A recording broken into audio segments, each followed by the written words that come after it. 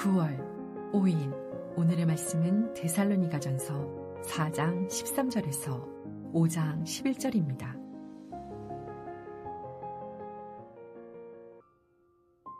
형제들아, 자는 자들에 관하여는 너희가 알지 못함을 우리가 원하지 아니하노니 이는 소망 없는 다른 이와 같이 슬퍼하지 않게 하려 함이라. 우리가 예수께서 죽으셨다가 다시 살아나심을 믿을진대 이와 같이 예수 안에서 자는 자들도 하나님이 그와 함께 데리고 오시리라. 우리가 주의 말씀으로 너희에게 이것을 말하노니 주께서 강림하실 때까지 우리 살아남아 있는 자도 자는 자보다 결코 앞서지 못하리라.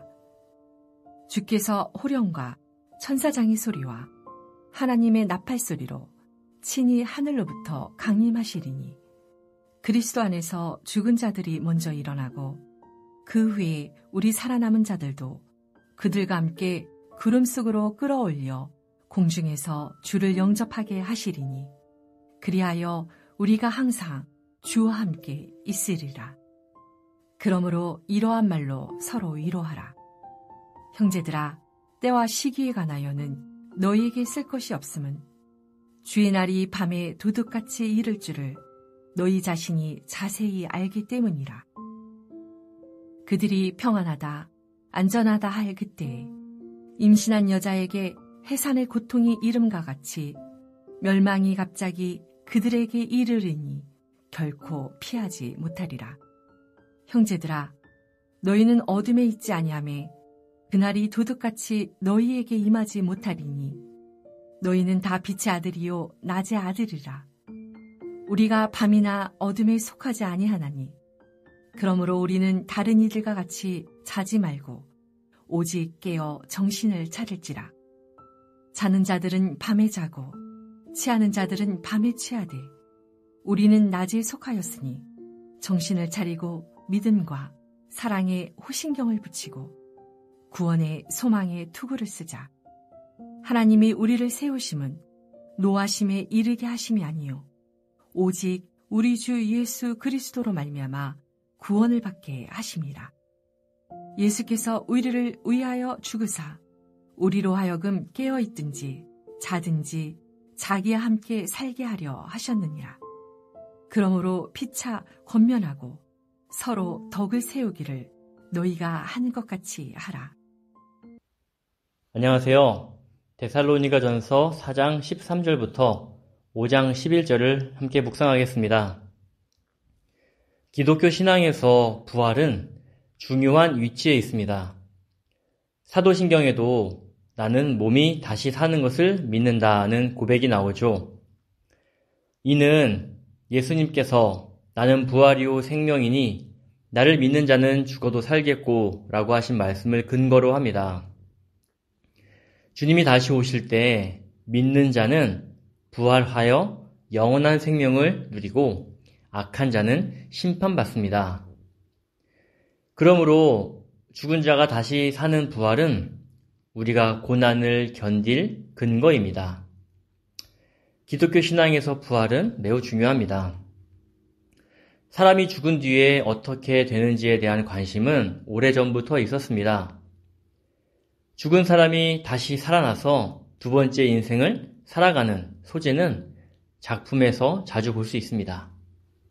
하지만 아직 누구도 경험하지 못해봤기 때문에 죽은 뒤에 어떻게 되는지 그저 상상만 할 뿐입니다. 성경을 통해 분명히 알 수 있는 건 죽은 자가 다시 사는 부활이 있다는 것입니다. 바울이 데살로니가 교회에 가르쳤던 그리스도의 다시 오심과 성도의 부활에 대하여 오늘 묵상하길 원합니다. 오늘 묵상을 통하여 막연한 부활의 기다림이 아니라 확실한 약속을 붙들고 기대하며 기다릴 수 있기를 소망합니다. 4장 13절부터 18절은 이 죽은 자들의 부활에 관한 내용입니다. 데살로니가 교회 성도들은 고민했습니다.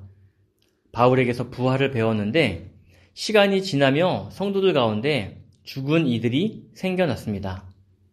혹시 죽은 이들이 주님 오실 때 불이익을 당하는 건 아닐까라는 불안이 생겼습니다. 임박한 종말을 기대했던 그들은 죽은 뒤 다시 사는 것보다 살아있을 때 주님의 강림을 맞이한다는 것을 더 크게 생각했던 것 같습니다. 이에 대해 바울은 죽은 자도 부활한다라고 단호히 말합니다. 오히려 주님 오실 때 죽은 자가 먼저 일어나고 그 후에 살아있는 자들이 함께 주님을 맞이할 것이라고 선포합니다. 죽은 자들이 먼저라는 표현이 나와서 순서의 차이가 발생한다고 생각할 수 있습니다. 이 순서는 죽은 자들이 불이익을 당할 수 있다는 오해를 풀기 위해 강조한 것으로 이해하는 게 좋습니다. 순서는 없습니다. 왜냐하면 주님께서 강림하시면 순식간에 죽은 자와 산 자의 부활이 일어나기 때문입니다. 성도 여러분, 휴거라고 들어보셨나요? 살아남은 자들이 주의 강림의 날에 공중으로 들려지는 것을 휴거라고 말합니다. 오늘 본문 17절을 근거로 휴거를 주장하기도 합니다. 그러나 본문은 휴거를 지지하지 않는 것처럼 보입니다. 휴거란 요한계시록에 나온 대로 대환란의 시기에 하늘로 올려져 안전하게 보살핌을 받는다는 사상인데 본문은 그런 휴거를 이야기하지 않습니다. 본문의 초점은 어디까지나 부활에 있습니다. 바울은 죽은 자도 살아있는 자와 함께 주님을 맞이하게 될 것임을 강조합니다. 17절에서 핵심 단어는 세 가지입니다. 첫째, 구름인데요. 구름은 하나님의 현현을 상징합니다.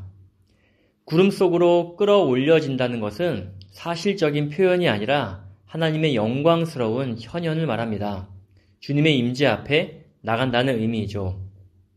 둘째, 공중은 단순한 물리적인 공간이 아닙니다. 에베소서 2장 2절에서 공중에 권세 잡은 자가 등장합니다. 이는 사탄과 악한 영들이 권세를 잡고 있는 자리를 뜻합니다.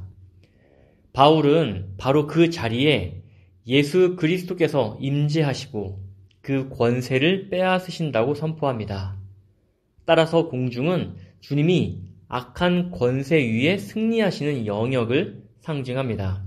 셋째, 영접입니다. 영접은 전쟁에서 쓰는 표현입니다. 장군이 승리하면 개성가를 부르며 도시로 들어옵니다. 적의 본거지에 승리한 장군이 돌아오게 되고 그 자리에 있던 모든 사람들은 무릎을 꿇고 장군을 영접합니다.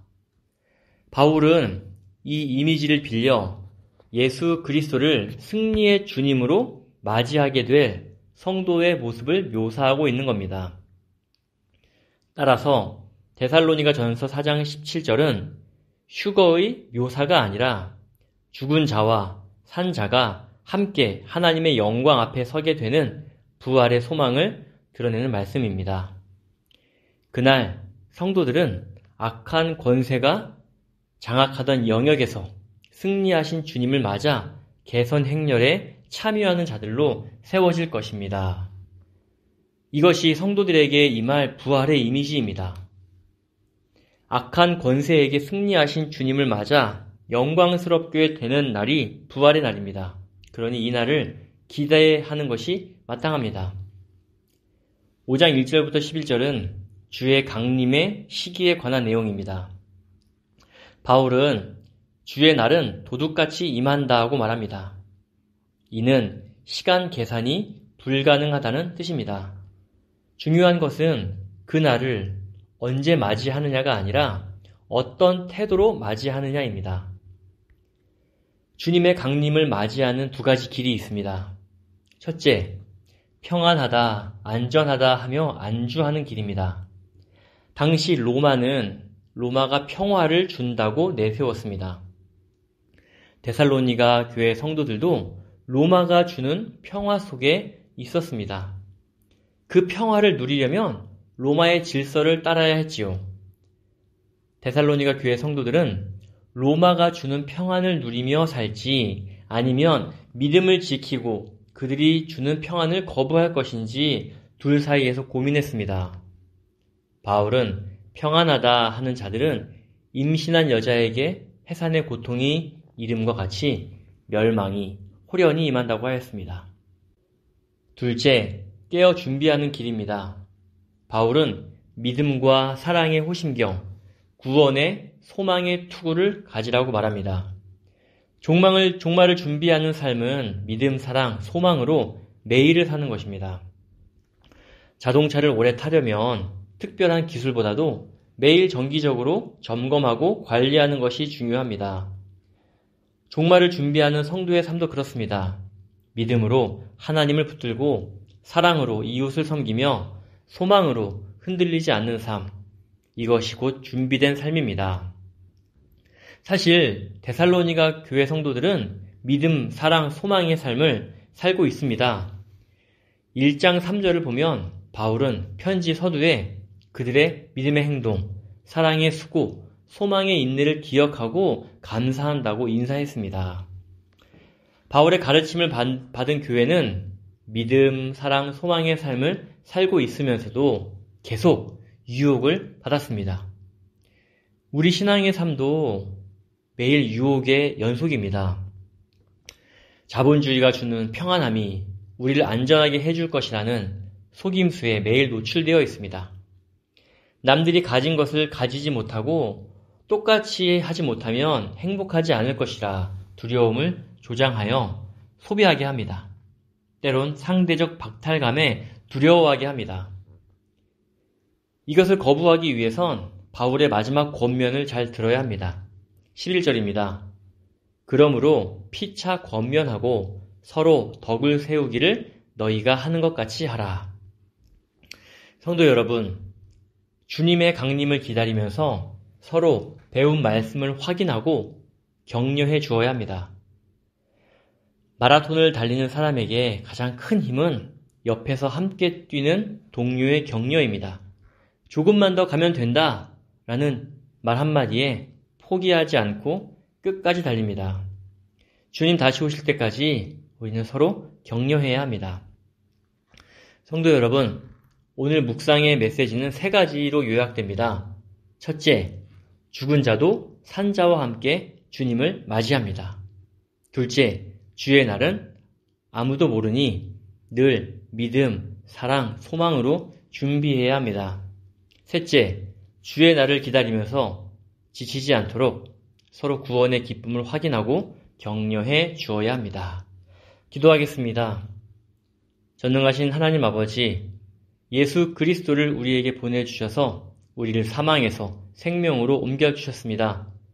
예수님이 우리를 위해 하신 십자가 죽음과 부활을 기억합니다. 예수님께서 다시 오실 것을 약속하심도 믿습니다. 예수님께서 다시 오실 때 죽은 자와 산 자가 함께 부활하여 영광을 받을 것을 기대합니다. 주 예수님, 속히 오시옵소서. 예수 그리스도의 이름으로 기도합니다. 아멘.